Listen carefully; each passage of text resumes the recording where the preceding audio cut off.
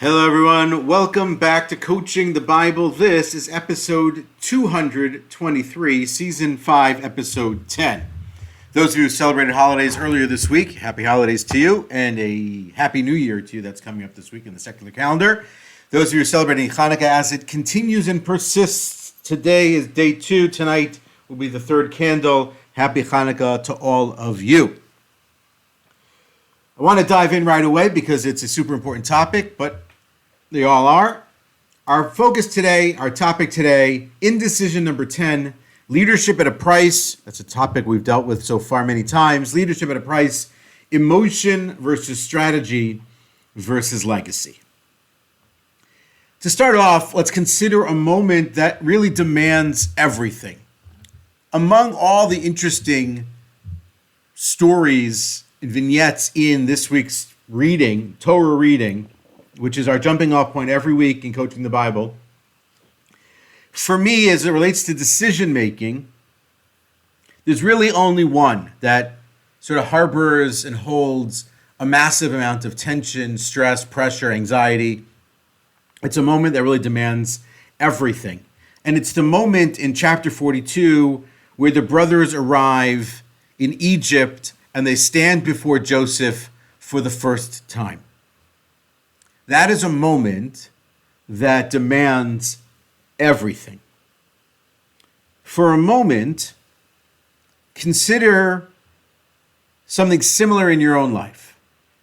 You're somewhere, you're at a party, you're at an event, you're at a business meeting. Person enters the room as somebody you knew many years ago who embarrassed you when you were a child, bullied you when you were younger, made your life difficult at some point, was, maybe slightly differently, was the person who everybody lauded and praised and wanted to be like and pushed you aside. Was a person who maybe was a prior boss somewhere else and had made your work life difficult, had let you go, had told you that you weren't good. I mean, any of those moments demand everything from you to hold it together in a moment that's incredibly difficult. I have had some of those moments. I still have some of those moments when I hear certain names, when I run into certain people. There's that chill that runs down the spine. There's that emotion that comes over you. I remember years ago, I was teaching high school Judaic studies, and the first day going around the room, meeting the students, and one of the students mentioned a person who was her grandfather, who had been my head counselor in summer camp, who scared the bejesus out of me when I was a little kid. And still to this day, he must be 80 years old. When I see him, I still have a little bit of that. Or the teacher in high school who made my life miserable. Hearing that person's name, hearing them spoken about in incredibly positive light, even still, yes, 30 plus years later, I still have a little bit of that. Doesn't demand everything of me because I'm not in front of them. But imagine what those are. It could be anyone from any stretch or any walk of life of yours. Personal, professional, communal, whatever it may be. And so Joseph in this moment is facing the people who have betrayed him, those who've caused him his deepest suffering, his deepest pain, and they now stand before him, and they are vulnerable and unaware of his power in that moment, his power over them in that moment. Will he, as in the Technicolor Dreamcoat, think about taking them for a ride? Will he let them grovel? How will he handle that moment? Years after his brothers have sold him into slavery, he's become the second most powerful person in Egypt, and let alone the world. His brothers, as family now desperate for food during the famine, show up at his court and they need his help. They do not recognize him. The truth is, this is not just a family reunion or a moment for a potential family reunion. It's really a defining leadership moment for him because it's a collision of his personal pain, of his professional responsibility, and his long-term vision. It's like everything coalescing into one moment. You really couldn't have written it better. And God, in putting this together in the Bible, couldn't have put together a story that is more wrought with tension and stress and pressure than this moment here. And so how Joseph responds to this is crucial. And this is, among his many leadership decisions, the first great one. And so imagine they come into his court, 10 brothers coming in, Benjamin is not present. He stands before them, they don't recognize him, he recognizes them. It's overwhelming. Appreciate the depth of the moment for Joseph. Number one is the resurfacing of all the pain.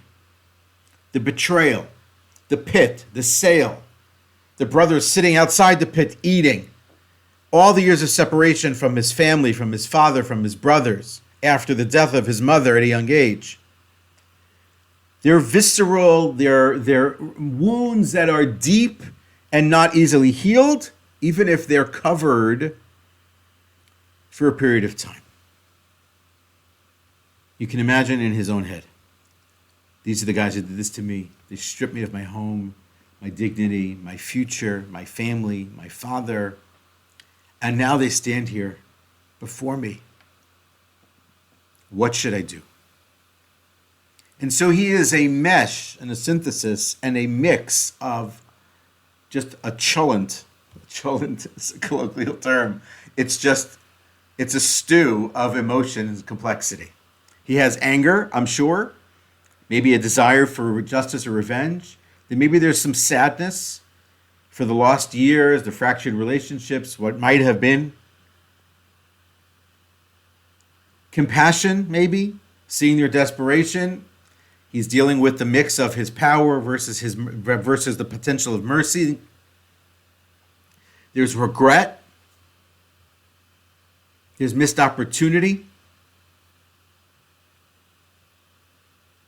And of course now, even if he has considered and contemplated this before, is the stress and the pressure of actually having to decide what to do. Joseph has to act because, as we've said before, throughout the Bible and certainly in Genesis and really everywhere, doing nothing at all is not an option. You can do strategic delay. We'll talk about that again today. But everything requires a decision and an action, a course of action. So even if he's played it out in his head, what if the day comes when my brothers show up in Egypt? What if the day comes when I have to travel back to Canaan to see my family?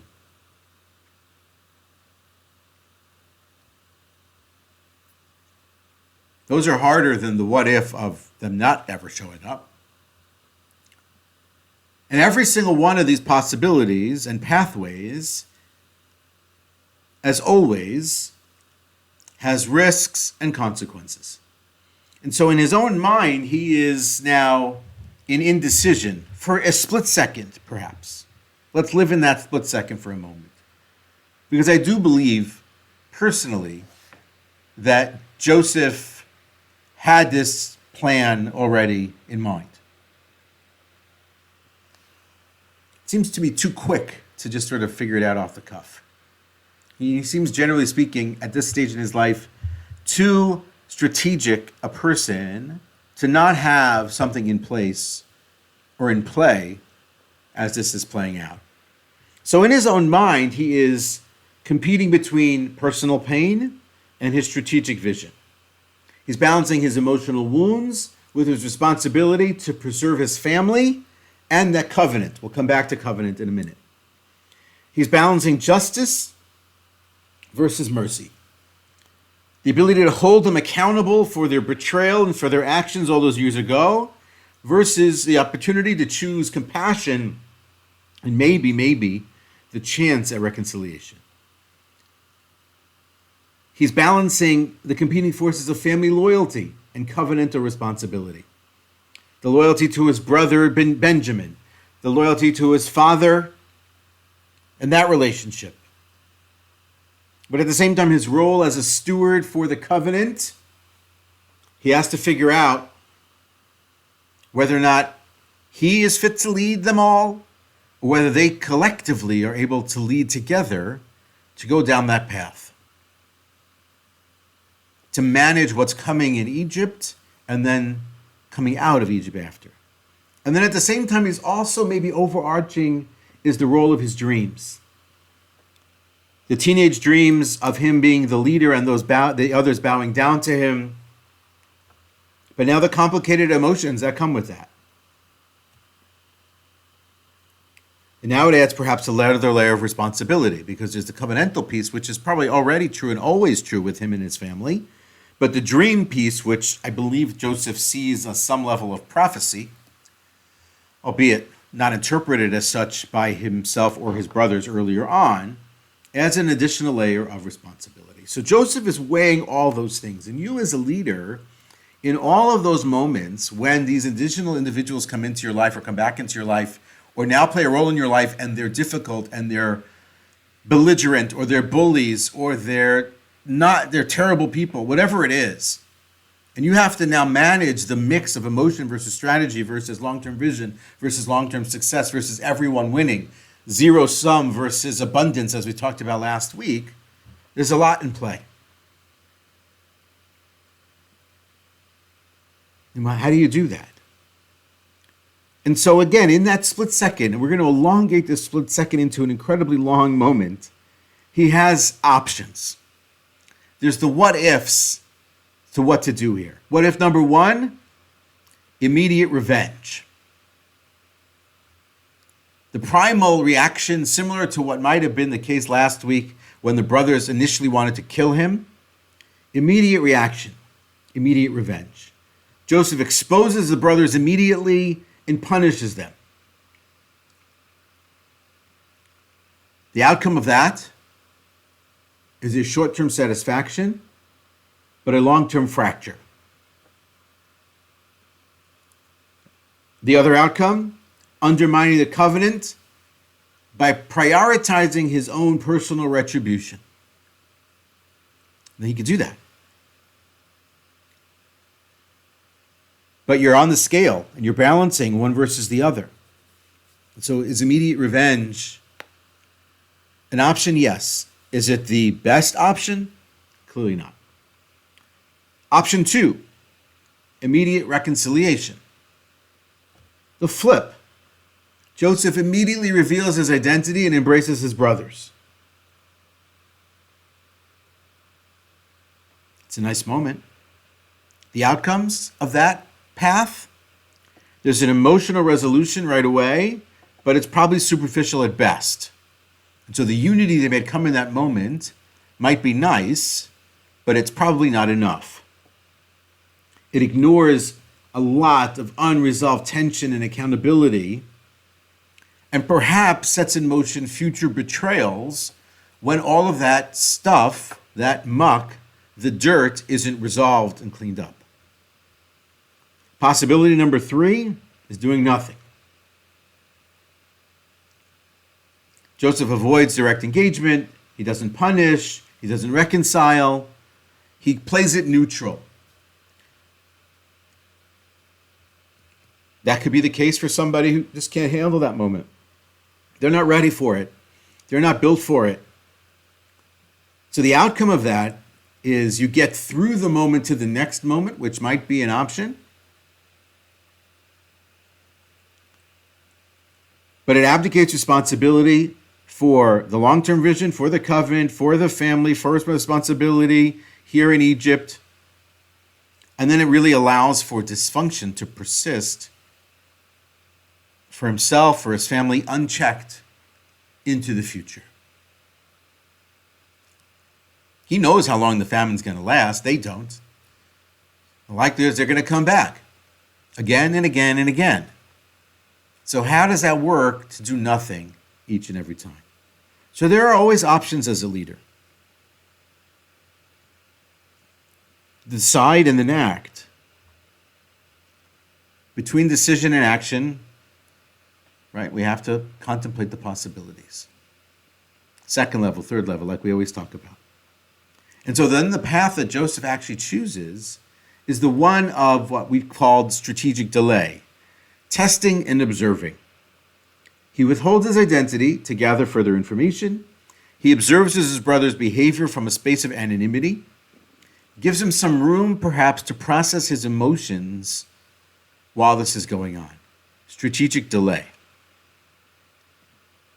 And so he can have thought it through, and he can have planned it through, and so can you. But maybe the first move before you actually act is to not act with the idea that you'll act next. On some level, it might feel reactive and you don't want to be reactive. Maybe you want to take the first step. Maybe you want to make the first move. I can understand that. But some situations perhaps require strategic delay. Getting a lay of the land, requiring more information, like we talked about a few weeks ago in the space of Jacob with his brother Esau. For that meeting, he doesn't get enough of the information necessary. And so it doesn't go perhaps as well as it could have if he does. Maybe Joseph has learned that lesson from his father. Maybe he's learned that lesson from time in the pit, time as a slave, time in jail. So step number 1 is strategic delay. Step number 2 is the designing of the different tests. And we could certainly sit and argue and debate and discuss testing our family members, our old friends, our nemesis, our enemies, our potential partners, to appreciate where they actually are at in the moment. Whether that's right or wrong, justified or not. In this case, the accusation of spying to create a high-pressure scenario, to evaluate a level of honesty perhaps. There's the detention of his brother Simon, testing their willingness to sacrifice for another. He's learning, he's gaining, he's appreciating, he's becoming smarter. The demand for Benjamin at the end, forcing him to confront their loyalty to their father and their growth since betraying Joseph, the older brother of Benjamin. These are the tests. So now that he is sort of knocking on the walls to find the weak spots, to find the strong spots, to see the tension, the anxiety, to see the growth, to see the maturation, to see the compassion, to see the sincerity of their pain and their regret for what they had done.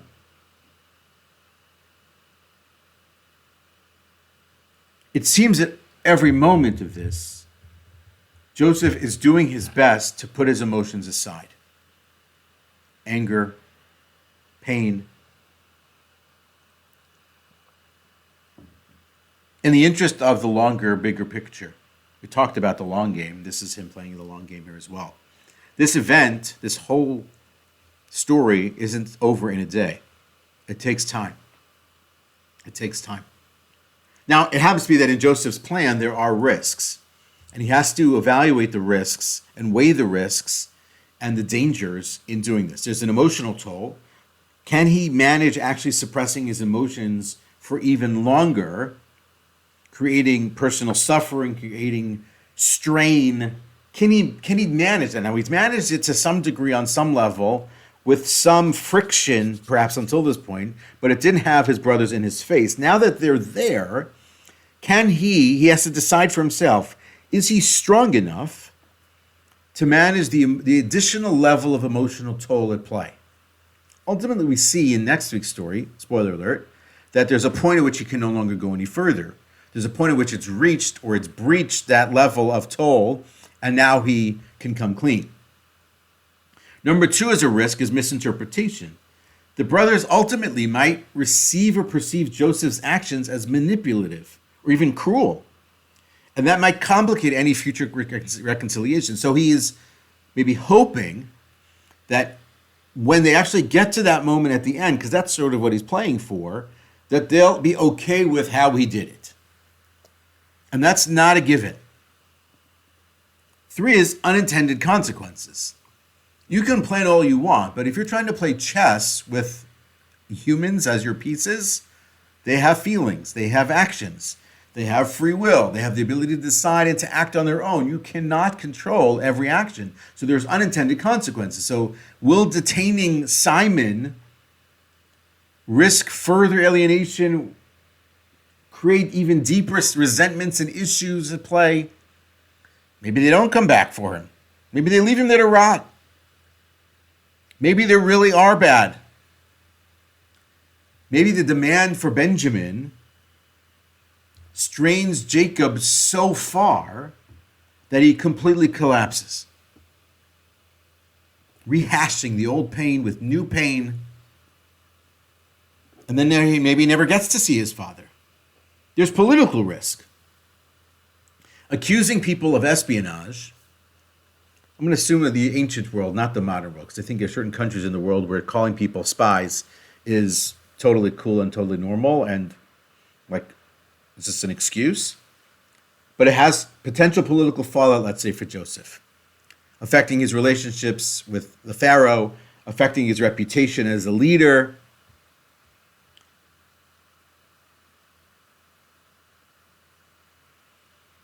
And then there's backlash.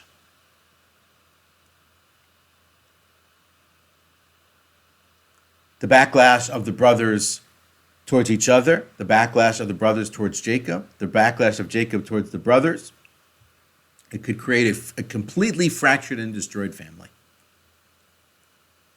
And so, as much as you're weighing the scenarios, you also have to weigh the risks. And here now you see in this moment the different possibilities, the what ifs, and the risks at play. And so Joseph is employing all kinds of psychological, I wouldn't call them tricks, but psychological theories to establish what he's looking to establish. Again, I think ultimately, even though it's trying to balance the emotions against the anxiety, against the stress, against everything else, against the strategy and the legacy, he is playing for the long term for the legacy. And so he is trying to employ all kinds of psychology to really get at the core of the root, at the depth of the brothers. Have the brothers move beyond their rationalization of their harmful actions in the prior story, where they separated and completely disengaged from their moral level. We talked about moral disengagement before.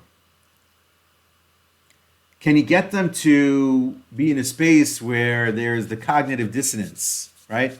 Appreciate their current desperation versus what they had done in their betrayal before? Can they confront it? Can they manage that moment, that tension, that stress, that pressure where the two things rub against each other? And then on the flip side of that, not just the psychology, but for strategy, he's very much testing the integrity of the trust and the bond that exists. He's not looking to inflict any sort of harm, but he is trying to see how far can you push the trust that now exists? How far can you push the relationships just so that they can get to the point of regret, of feeling the pain of their brother? How far can he balance the use of his power versus his level and requirement of responsibility in these moments? These are all the things that are at play here. And so you as the leader, in your moments, whether that's in the space of expanding your business, reducing the size of the business, bringing on a new player, letting go of a player on the team, in your home, not letting go of a player in your home, God forbid, but appreciating when those frictions live and those emotions are high, balancing the emotions versus the strategy versus the legacy. And sometimes winning with emotion at the beginning is a long-term loss for the legacy. And so you as a leader are thinking through here the strategic delay piece, which I think is super important. I advocate for it with people I work with in coaching. What don't we know? What do we know? What can we find out? How much more information can we gather before we have to make the full decision? What's the biggest piece of data that we don't have that would really help us in building the strategy that we're looking for? As a leader, balancing the justice and the mercy, the equality of the team the success of everyone versus the opportunity to really stretch and push people to achieve at a much higher level?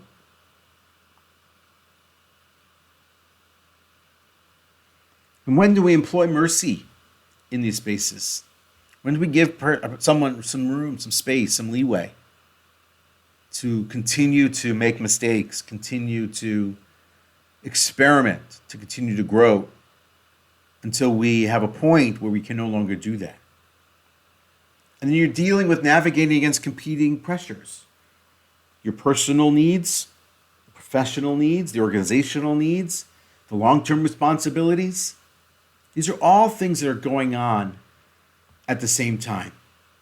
And what Joseph is trying to do, what Joseph's decision is about, it's not about dominance or revenge. It really is about the future. And he is trying very hard. And I think this is part of what we pick up on as growing, maturing adults and leaders in different places and spaces, the competing pressures of emotion and strategy and family and covenant. It's transformational. He is not the 17-year-old kid who they sold down to Egypt. And so for us, let's reflect on two real questions. What the emotions and the responsibilities are colliding, how are we responding? Think back. How'd you respond last time? Were you happy with your response? Did it get you the results you wanted? How might you do it differently the next time? Who might you ask, if you could, but how you would do it differently in the future? And then along the same lines is, how are you going to balance the competing forces when you have to make decisions so that you can try your best always to align your values with your vision? And as always, as we look at leadership, Joseph's leadership, not different than really anybody else's, isn't about perfection. It's about navigating the complexity with courage and purpose. And to end with a quote, as we always do, this is a quote from General Schwarzkopf. Leadership is a combination of strategy and character. If you must be without one, be without the strategy. Because for all that Joseph employs strategy in this story, ultimately what is on display and what is on the table is his character. That is Coaching the Bible for this week.